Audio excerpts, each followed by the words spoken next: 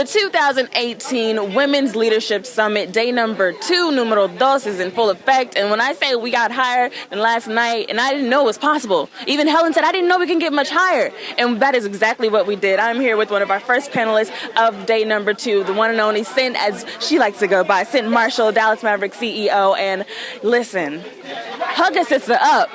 I felt that. Good. Is that just is that original? Is that your own? Like, just give me the method behind it. Hasu, I don't know where I heard that. I mean, it was years ago, and someone was just talking about the importance of being there for each other and really hooking a sister up and not being afraid to call and say, sister, here's what I need. Because, that's what the fellas do. Yes. The fellas have their network and they know how to hook each other up. We have to be able to do that and not overuse it, though. Yes. Not overuse it. So hook a sister up. Hasu, when you need something, and when you get that call, that Hasu moment call, you have to respond. Yes. You have to be there for your sister. Otherwise, you're not doing the Hasu. No, okay, exactly. And it just runs off your tongue. Hasu. No, one of the things you kind of touched on is that mentorship element as well. And you even coming into the new position as a Dallas Maverick CEO, there's a lot of things that you'll be able to mentor people that come after you with as well. Yes. But what I wanted to ask you, for me as a millennial, yes, when you talk about mentorship, I felt it. If you could give a message to the millennials, because we talk about it, but sometimes it's just not always there. Right. So how do you kind of relay that message that, like you said, when you get the call, you answer the call? That's right. You have to. It's about making a difference for each other. We talk about being our brothers and our sisters' keepers. That's how you do that. And so we have to mentor each other. We have to sponsor each other. And there is a difference. And I always said the mentors are like coaches. They get you ready for the game. So they help you with how to present yourself, with how to prepare, because it's all about preparation. In order to deliver the goods, you have to prepare. Mentors help you do that. And then sponsors, they're like agents. They tell somebody, put you right there. So you need both. You need mentors and you need sponsors. You need people who are going to get you ready, and you need people who are going to tell you, okay, now you're going over here. And you need to be on both ends of that. Okay, yes. So, fun question. One of our breakout sessions is called Becoming a Wonder Woman, but these women are already powerful. But if you could have any other superpower, what would your superpower be and why? Well, I actually have a superpower. I already have it. Don't play. Wait a minute. Don't play. Okay. My superpower is my memory. And my husband actually thinks it's that I have total recall.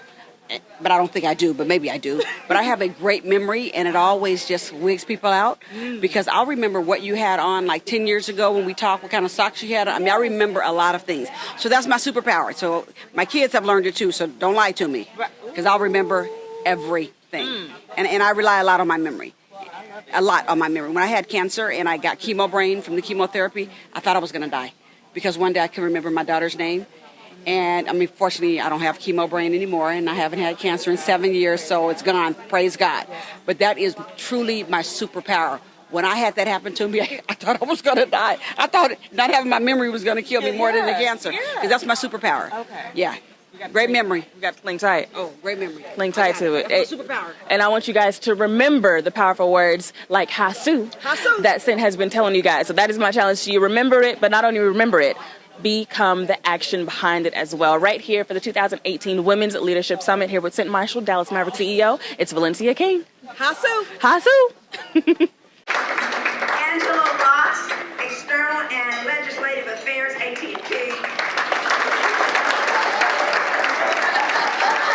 Demetra Sampson.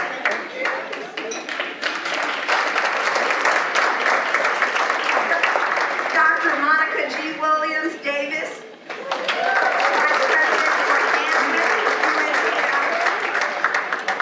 and again, the one that, just really humbles me, the Honorable Carolyn Wright, Chief Justice.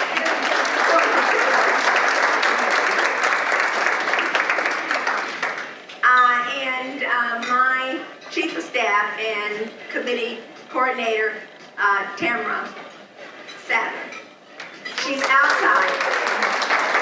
So we want to get a picture of all of these wonderful people.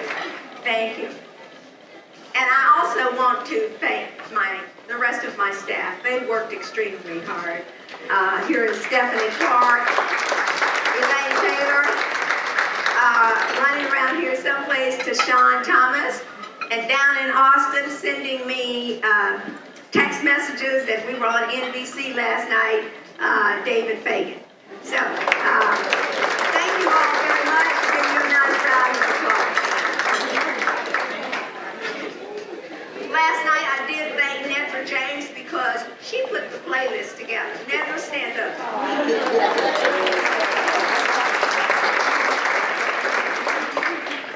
Well, I became involved because Representative Helen Giddings requested that I serve on the host committee, and she knows of my interest in women's leadership, and I was so honored to be asked to participate.